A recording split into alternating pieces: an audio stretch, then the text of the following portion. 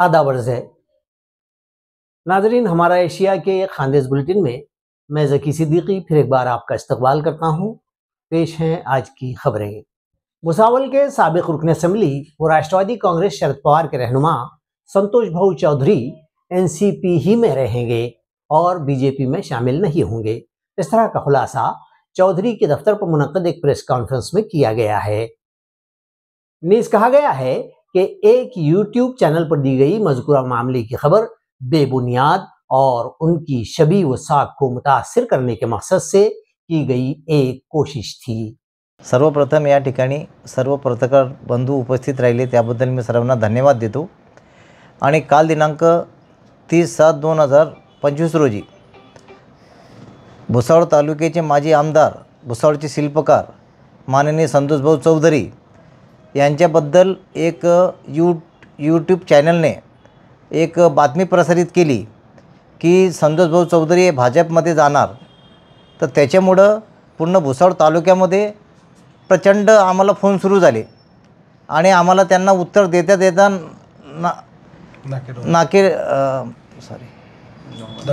नाके नऊ आले।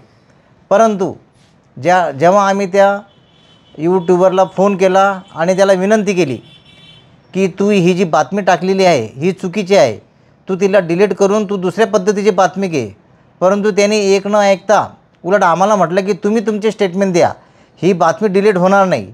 आमच्या विनंतीला त्यांनी मान न दिल्यामुळं शेवटी आम्हाला त्याच्या विरुद्ध कारवाई करावी लागली आणि लोकनेते संतोष भाऊ चौधरी हे भुसावळ तालुक्यातील बहुजनांचे नेते आहेत आणि त्यांचा भाजपमध्ये जाण्याचा प्रश्नच उद्भवत नाही आणि त्यांचं जोपर्यंत नाव घेत नाही तोपर्यंत राजकारणाला किंमत मिळत नाही। असे बरेचसे लोकांनी त्यांचं नाव घेऊन त्यांना बदनाम करून पुढे जाण्याचा प्रयत्न करतात व आपली प्रसिद्धी मिळवण्याचा प्रयत्न करतात। म्हणून या ठिकाणी मी सर्व नागरिकांना, सर्व राष्ट्रवादी काँग्रेस पक्ष, शरद पवार गट यांच्या कार्यकर्त्यांना या ठिकाणी विनंती करतो, आवाहन करतो की संतोष भाऊंबद्दल जी ही बातमी आलेली आहे ती चुकीची आहे, खोटी आहे आणि त्यांना ज्यांनी बदनाम करण्याचा प्रयत्न केला अशा लोकांवर पोलीस प्रशासन नक्कीच कारवाई करेल अशी आम्हाला आशा आहे। भुसावळ नगरीचे खरे शिल्पकार माजी आमदार संतोष भाऊ चौधरी एका माथे फॉर यूट्यूब चॅनलवाल्याने त्याला त्याची लायकी दाखवायची आहे, त्याचा अगोदर मी निषेध करतो। राष्ट्रवादी काँग्रेस पार्टीतर्फे आम्ही सर्व निषेध करतो। त्या चॅनलवाल्याने संतोष चौधरी भाजपात असा एकेरी उल्लेख केला। त्या नालायकाला असं म्हणणं आहे, माननीय श्रीमान श्रीमती आपण असं नावापुढे लावतो, ह्या नालायकाने संतोष चौधरी भाजपात असं उल्लेख केलेला आहे आणि हा नकली चॅनलवाला हा फक्त पैसे देऊन न्यूज देतो। विशाल सूर्यवंशी त्याचं नाव आहे, त्याचं भडगावला माझा मित्र आहे, त्याने त्याच्यावर गुन्हा दाखल केला होता। 2000 सालाची गोष्ट आहे, मी वकील लावला होता त्याला, त्या केसमध्ये त्याची केस चालू आहे। आता त्याचं काळं तोंड करण्याशिवाय रवी सपकाळे व राष्ट्रवादी काँग्रेस पार्टीतर्फे आम्ही त्याचं काळं तोंड करणार आहे आणि सर्व पत्रकार बांधवांना विनंती आहे की तुमची साथ आम्हाला हवी आहे आणि त्याच्याबद्दल आम्ही FIR काल दाखल केलेली आहे। आमच्या नेत्याला त्यानं विचित्र शब्द वापरलेले आहे।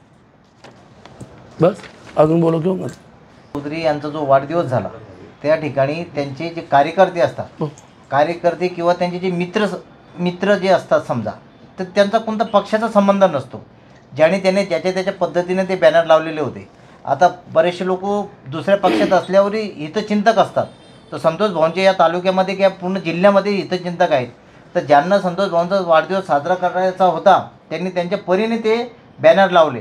तर त्या ठिकाणी तो फोटो कोणाचा घेतला की नाही घेतला याला आपल्याशी काय घेणं देणं, जो तो ज्याचा त्याचा आनंद ज्याच्या पद्धतीने साजरा करतो।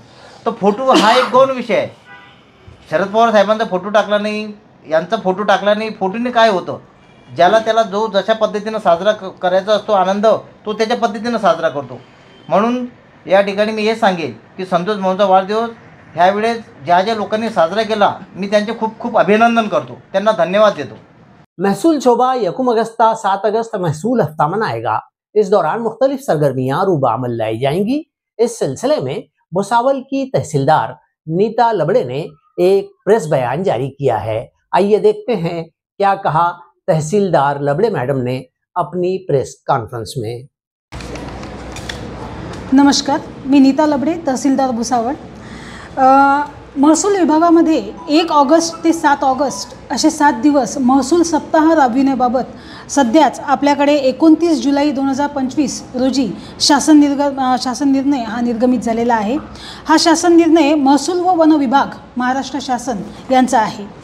या अनुषंगाने मी आपल्याला सांगू इच्छिते की आपल्याकडे 1 ऑगस्ट ते 7 ऑगस्ट असे 7ही दिवस वेगवेगळे कार्यक्रम राबविले जाणार आहेत।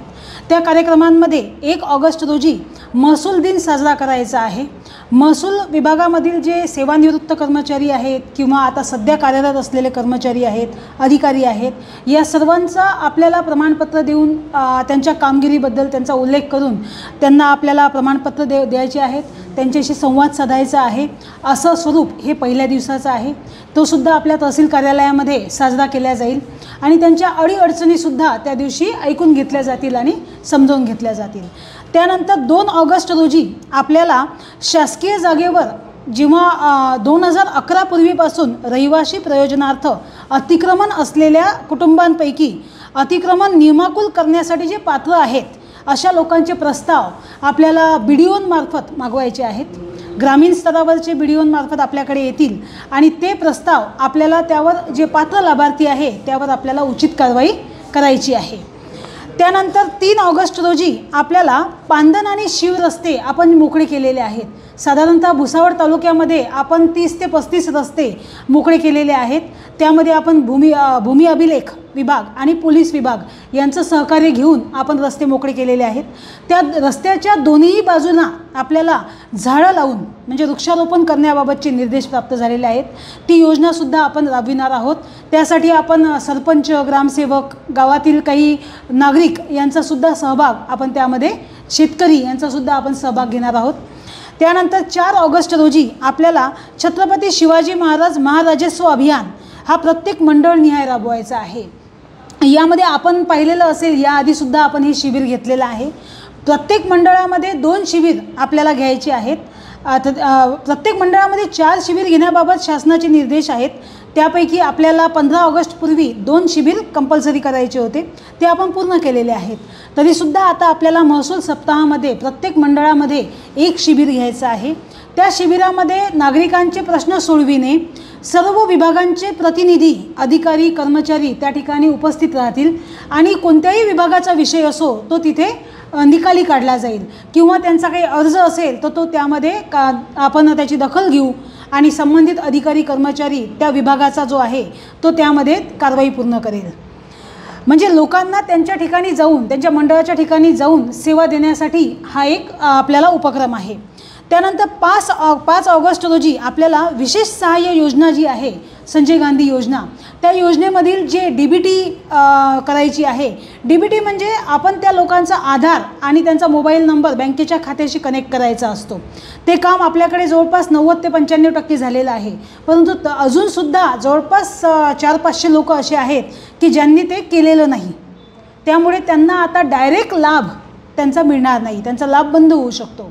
त्यासाठी आपल्याला काही लाभार्थ्यांच्या घरी जाऊन DBT करून घेणे हा उपक्रम त्या दिवशी राबवायचा आहे। त्यासाठी आपण ग्रामसेवक, तलाठी, मंडळ अधिकारी, कोतवाल तसेच आपल्या इथले जे पॉलिटिकल पर्सन आहेत, नगरसेवक आहेत किंवा काही लोक जे सामाजिक कार्य करणारे लोक आहेत त्यांच्यामार्फत आपण त्यांच्यापर्यंत पोहोचणार आहोत आणि घरी जाऊन त्यांची DBT करून देणार आहोत।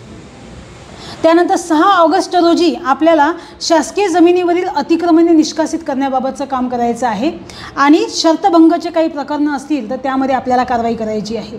आता यामध्ये शासकीय जमिनीवरील अतिक्रमण असेल तर आपण ग्राम विकास विभाग यामध्ये काम करत असतो, कारण ते त्यांच्या ताब्यामध्ये किंवा त्यांच्या नियंत्रणाखाली त्या जमिनी असतात। परंतु महसूल विभाग त्यांचं सहकार्य घेऊन कोणत्या जमिनीवर अतिक्रमण आहे। भुसावल में हाल ही में रेलवे के DRM के ओहदे पर नए DRM पुनीत अग्रवाल का तकर्रुर किया गया है। अग्रवाल ने अपने ओहदे का चार्ज इति पांडे से कबूल कर लिया है। भारतीय रेलवे की इलेक्ट्रिकल इंजीनियरिंग सर्विस के 1996 बैच के अफसर पुनीत अग्रवाल ने भुसावल डिवीजन के डिविजनल रेलवे मैनेजर यानी DRM के ओहदे का चार्ज इति पांडे से हासिल कर लिया है। इस ओहदे पर तकर्रुरी से कबल पुनीत अग्रवाल नेशनल हाई स्पीड रेल कारपोरेशन लिमिटेड में चीफ प्रोजेक्ट मैनेजर के तौर पर काम कर रहे थे। पुनीत अग्रवाल को प्रोजेक्ट मैनेजमेंट, तरक्याती और मनसूबाजाती इंतजाम, कारपोरेट उमूर, मालबरदारी और लॉजिस्टिक्स, शहरी ट्रांसपोर्ट, कसीर फरीकी मालियाती इंतजाम, आला कीमत खरीदारी के तरीक़ेकार, railway operations, rolling stock operations और देखभाल, रेलवे इलेक्ट्रिफिकेशन, सब्ज तवानाई में मेयारकारी और क्वालिटी मैनेजमेंट, नीज कारपोरेट कवानीन, माहिदा कानून, कंपनी कानून वगैरह में खासी महारत और तजर्बा हासिल है। रेलवे में नुमाया खिदमात के अलावा उन्होंने dedicated freight corridor corporation of India limited में भी मुख्तलिफ अहम जिम्मेदारियां निभाई हैं।